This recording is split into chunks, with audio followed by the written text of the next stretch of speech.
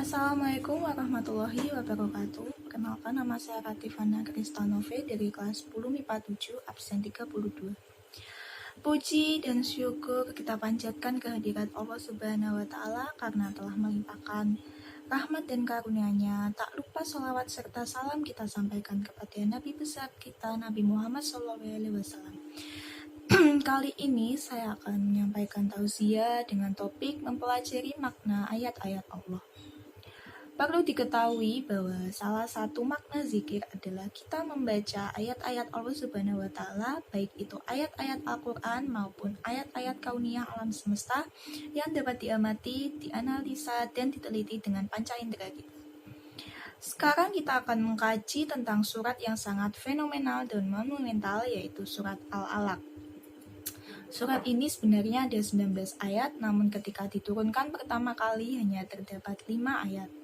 Berkaitan dengan surat Al-Alaq, wahyu Allah Subhanahu wa Ta'ala diturunkan kepada Muhammad berdasarkan tafsir Ibnu Katsir yang awalnya berupa mimpi-mimpi di waktu subuh atau falak.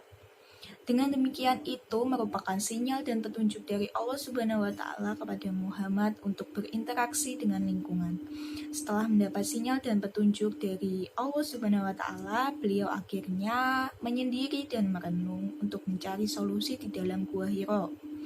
Kemudian suatu ketika pada saat yang tepat Allah Subhanahu wa Ta'ala menurunkan wahyu, yaitu surat Al-Alaq yang terdiri dari 5 ayat. Saat itu malaikat turun memeluk erat Muhammad dan menyuruh membaca atau Iqra.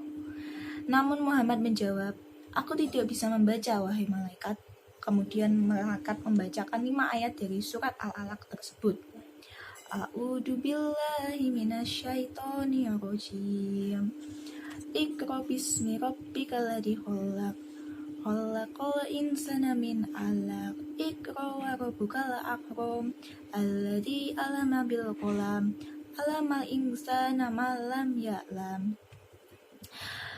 Dengan kemudian kandungan pertama dalam surat ini adalah memerintahkan kepada manusia bahwa dalam setiap kegiatan kita harus selalu menyebut nama Allah. Memerintahkan kepada manusia bahwa sebaiknya selalu menyebut dan menyertakan Allah Subhanahu wa Ta'ala. Dengan cara ini keimanan seseorang akan meningkat karena segala aktivitas yang dilakukan murni karena Allah Subhanahu wa Ta'ala. Kemudian membiasakan diri untuk membaca. Membaca merupakan hal penting dalam kehidupan manusia. Dalam ayat di atas tidak ada perintah secara khusus untuk harus membaca tulisan maupun buku. Membaca yang dimaksud dalam skala yang lebih besar yaitu membaca keadaan sosial dan lingkungan sekitar. Tujuannya agar dapat melatih diri untuk meningkatkan kepekaan, rasa empati, dan kepedulian terhadap sesama. Kemudian yang ketiga, selalu berusaha dan tidak mudah menyerah. Tidak semudah yang dibayangkan saat malaikat Jibril menyampaikan wahyu kepada Nabi Muhammad. Ia terus berusaha menuntun Nabi Muhammad agar mampu mengikuti bacaan yang disampaikannya hingga benar. Meskipun Nabi Muhammad tidak bisa membaca dan menulis, akan tetapi Allah Subhanahu wa Ta'ala senantiasa membantu dan menolong hambanya yang selalu berusaha, berdoa, dan berserah diri kepadanya. Jadi Muhammad diutus Allah untuk menyempurnakan akhlak orang-orang di zaman jahiliyah, dan sebagai sertifikat Muhammad diangkat Allah sebagai utusan.